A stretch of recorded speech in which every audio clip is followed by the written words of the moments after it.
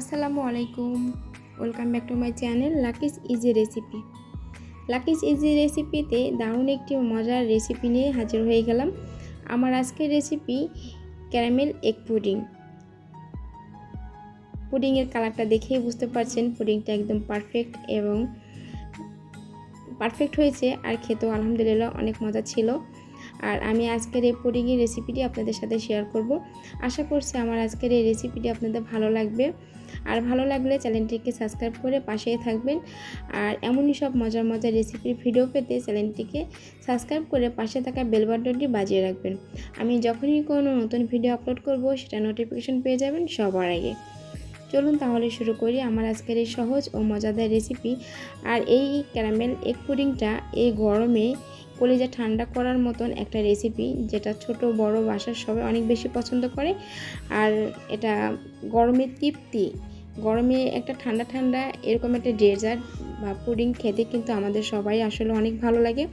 আর এই ডেজার্ট আইটেমটা কিন্তু বাচ্চাদের জন্য বা বড়দের জন্য খুব হেলদি একটা খাবার।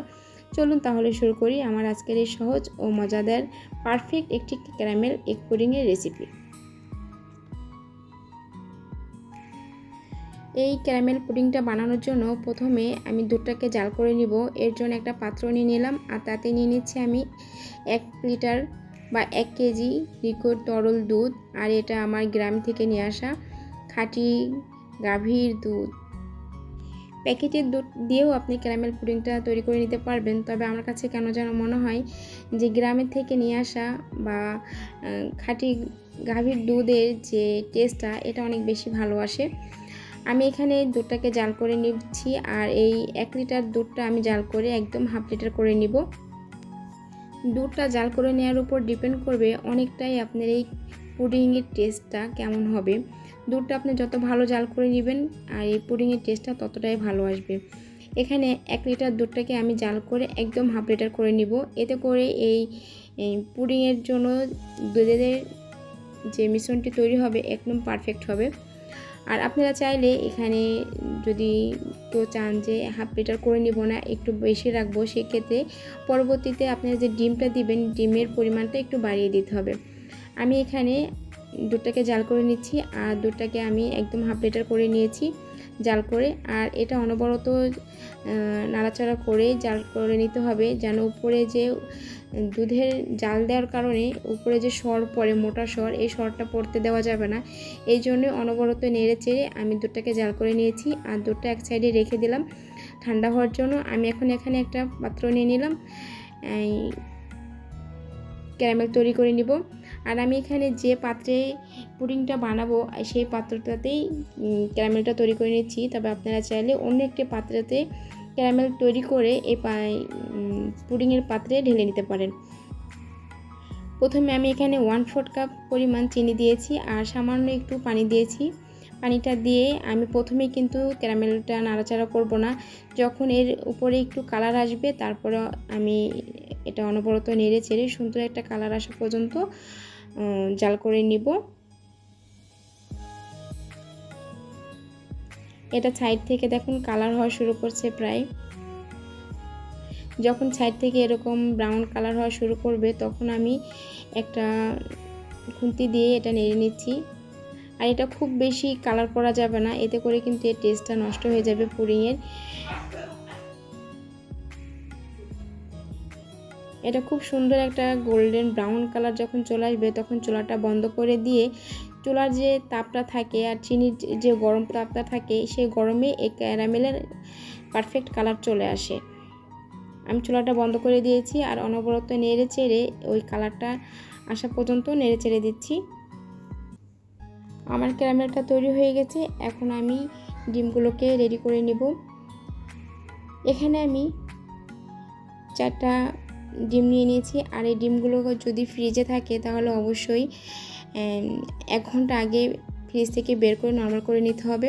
আমি এখানে 4টা ডিম ভেঙে নিয়েছি, আর দিয়ে দিয়েছি চিনি। এখানে আমি হাফ কাপ পরিমাণ চিনি নিয়েছি, আর এখানে দিয়ে দিচ্ছি সামান্য একটু লবণ একটা স্বাদের ব্যালেন্সের জন্য, আর দিয়ে দিয়েছি 1 চা চামচ ভ্যানিলা এসেন্স।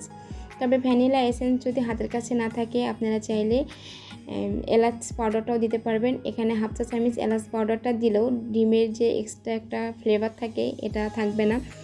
ভ্যানিলা এসেন্সটা দেওয়ার কারণ হচ্ছে ডিমের যে এক্সট্রা গন্ধ থাকে সেটা অনেকের কাছে ভালো লাগে না, এজন্যই। আর এতে করে টেস্টটাও অনেক ভালো আসে, এটা সুন্দর একটা ফ্লেভার আসে। আর আগে থেকে যে দুধটা জাল করে রেখেছিলাম সেই দুধটাও ঠান্ডা হয়ে গেছে। এখন এই ডিমের সঙ্গে খুব ভালোভাবে মিশিয়ে নিলাম, আর ডিমটাও খুব ভালোভাবে মিশিয়ে নিয়েছি চিনিটা গলে যাওয়া পর্যন্ত। অনবরত নেড়ে চেড়ে খুব ভালোভাবে ডিমটা মিশিয়ে নিয়েছিলাম। তারপরে আমি দুধটা ঢেলে দিলাম, আর এখন সব কিছু একত্রে খুব ভালোভাবে মিশিয়ে নিচ্ছি। এই তো মিশিয়ে নেওয়া হয়ে গেছে। এখন আগে থেকে যে আমি ক্যারামেলটা রেডি করে রেখেছিলাম সেখানে একটা ছাঁকনির সাহায্যে আমি এই যে দুধ ডিমের মিশ্রণটি ঢেলে দিব।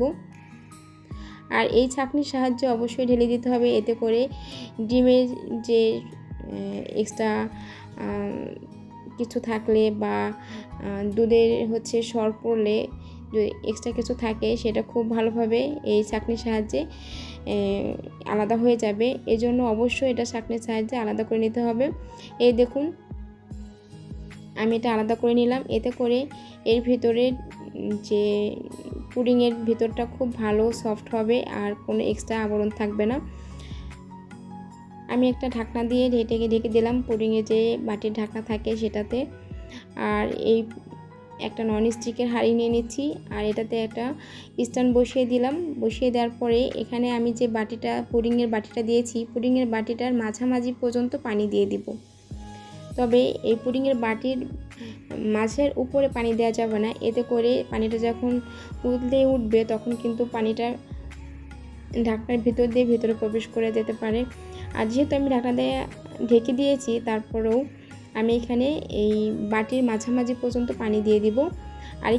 আর এই পুডিংটা আমি 30 মিনিট মতো এই পানির ভাপের মধ্যে দিয়ে বেক করে নিব। আর উপরে ঢাকনার যে ছিদ্র অংশ আছে এটা আমি বন্ধ করে দেব।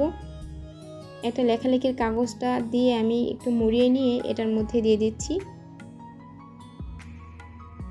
এতে করে এর ভিতর থেকে আর কোনো গরম হাওয়া বের হবে না। আর এটা 25 মিনিট পরে একবার চেক করে নিতে পারেন, তবে আমি এটাকে 30 মিনিট বেক করে নিয়েছি।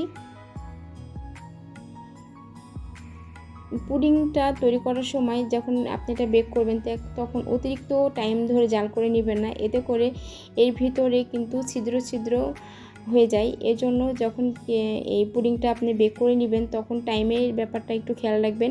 এখানে কিন্তু আমি 30 মিনিট মতো এটা বেক করে নিয়েছি। আর বেক করার পরে এটা দেখুন, এটা স্টিক দিয়ে আমি চেক করে নিচ্ছি, একদম ভিতরটা খুব সুন্দর এসেছে, তার মানে এটা খুব ভালোভাবে বেক হয়ে গেছে।